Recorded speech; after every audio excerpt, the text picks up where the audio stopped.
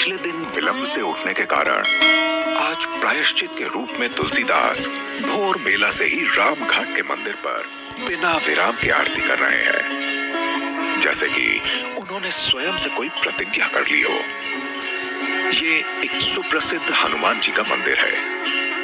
दिन के हर पहर भक्तगण अपने संकट और अपनी पीड़ा को व्यक्त करने के लिए यहाँ इस मंदिर में उपस्थित होते हैं और हनुमान जी की भव्य प्रतिमा के चरणों में स्वयं को समर्पित कर देते हैं।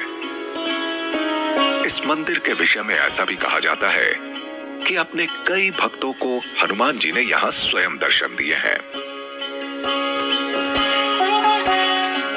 वहीं तुलसीदास जी इस समय हनुमान जी की प्रतिमा के ठीक चरणों पर नतमस्तक होकर अपने नेत्रों को बंद कर उनकी वंदना करते हुए गान करते जा रहे हैं। हे दुख भंजन मारुति नंदन, सुन लो मेरी पुकार, पवन सुत विनती बारंबार। अष्ट सिद्धि नव निधि के दाता, दुखियों के तुम भाग्य विधाता। सिया राम के काज सवारे, मेरा करो उद्धार। पवन सुत विनती बारंबार। अभी तुलसी भजन कर ही रहे होते हैं कि उतनी ही देर में उन्हें ठीक उसी प्रतिमा स्वरूप में हनुमान जी की उपस्थिति का आभास होता है, जिससे तुलसीदास चौंक जाते हैं, क्योंकि हनुमान जी स्वयं उस प्रतिमा से वहां साकार हो उठे हैं। वहीं तुलसीदास जी के भजन से प्रसन्न होकर हनुमान जी अपने दाहिने हाथ को आशीर्वाद की भंगिमा में उठाते हुए कहते हैं, आयुष्मान भव। तुलसी, आप स्वयं को इतना कष्ट क्यों दे रहे हैं, जबकि हमने आपको पहले ही क्षमा कर दिया है। आप केवल राम भक्ति को समर्पित हो जाइए। हनुमान जी की वाणी सुन तुलसीदास जी भाव विभोर हो जाते हैं और उनके चरणों को पुनः प्रणाम करते हुए कहते हैं, प्रभु, आप कृपालु हैं, आप अति दयावान हैं। आपके समक्ष आकर हम स्वयं को कृतार्थ समझते हैं।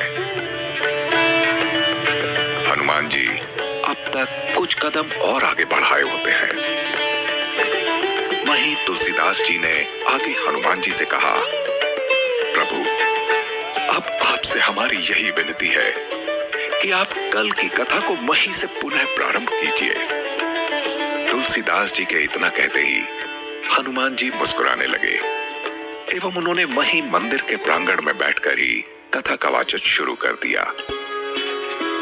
तभी तुलसीदास जी ने प्रश्न पूछा, प्रभु, कल आपने हमारे एक प्रश्न का उत्तर नहीं दिया था हमें। तुलसीदास की इस बात पर हनुमान जी ने अपने नेत्रों को स्वीकृति में झुका लिया। तभी तुलसीदास ने पुनः कल के प्रश्न को दोहराया, प्रभु, हमारा आपसे यही प्रश्न था कि आप पर ऋषि चालुक्य द्वारा बाली को दिए गए अतिविष का प्रभाव क्यों नहीं हुआ था। हमें जानना है कि क्या विशेष कारण रहा था इस घटना के पीछे। तुलसीदास के प्रश्न पर हनुमान जी ने मुस्कुराते हुए कहा, आप अति भोले हैं तुलसी। क्या आपको तनिक भी आभास नहीं हुआ कि ऋषि चालुक्य के मुस्कान के पीछे का कारण क्या था? तुलसीदास ने ना की भंगिमा में अपना सिर झुका दिया और हनुमान जी की ओर देखने लगे। नहीं प्रभु, हम नहीं समझे, कृपया समझाइए हमें। हनुमान जी ने मृदु मुस्कान के साथ आगे कहा, तुलसी, हमारे आराध्य नारायण ही स्वयं उपस्थित थे वहां ऋषि चालुक्य के वेश में। वे पहले से ही ज्ञात कर चुके थे कि बाली ऐसा कुछ करने का दुस्साहस करेंगे।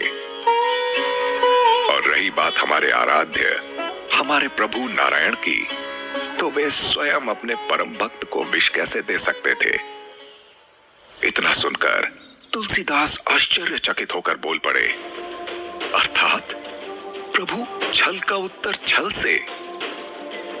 तुलसीदास की बात सुन हनुमान जी ने केवल स्वीकृति में अपना सिर झुका दिया एवं आगे कहा, हर कालखंड में नियति के आगे छल और बल दोनों को अपना अपना अस्तित्व सिद्ध करना ही पड़ा है।